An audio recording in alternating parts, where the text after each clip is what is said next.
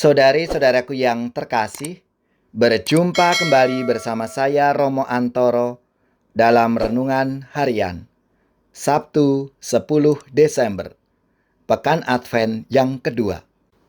Semoga di akhir pekan ini kita bersama keluarga, komunitas kita, selalu dalam keadaan baik, tetap sehat, dan bersemangat.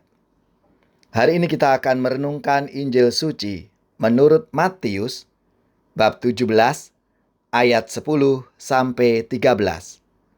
Marilah kita mengawali renungan kita dengan tanda kemenangan Kristus. Dalam nama Bapa dan Putra dan Roh Kudus. Amin. Ketika Yesus dan murid-muridnya turun dari gunung, para muridnya bertanya kepadanya, "Kalau demikian, mengapa ahli-ahli Taurat berkata bahwa Elia harus datang dahulu?"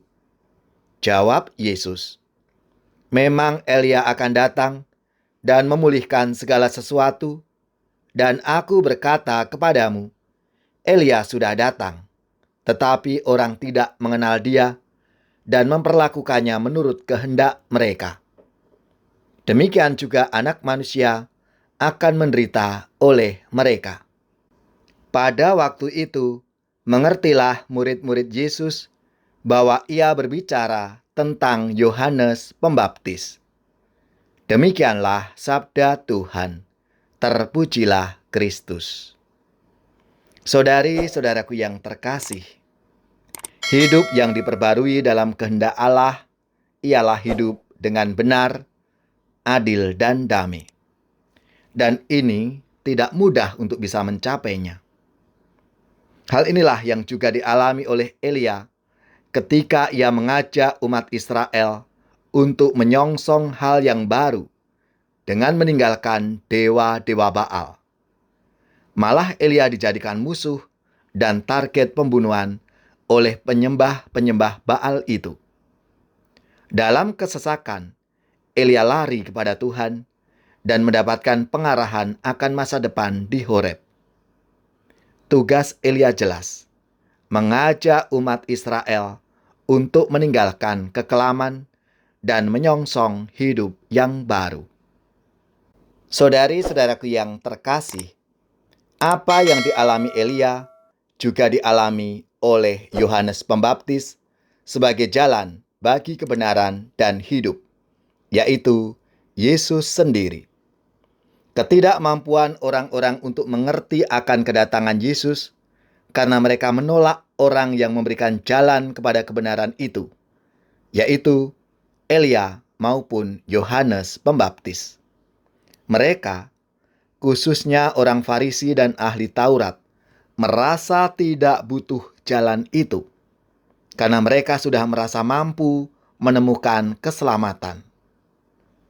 Pengalaman akan Allah merupakan perjumpaan personal, namun tetap membutuhkan tuntunan agar tidak hanya merasa berjumpa dengan Allah.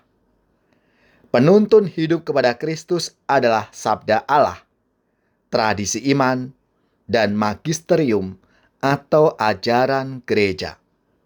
Maka, mana mungkin kita akan menemukan Kristus yang sejati kalau kita enggan untuk mendalami kitab suci, tradisi, maupun magisterium gereja.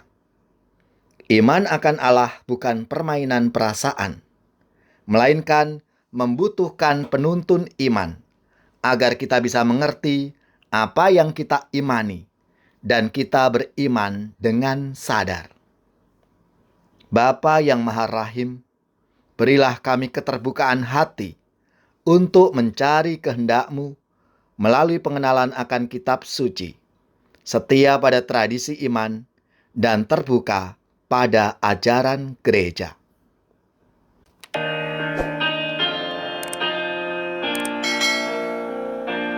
Aku mengasihi Tuhan, Dia sumber kekuatan.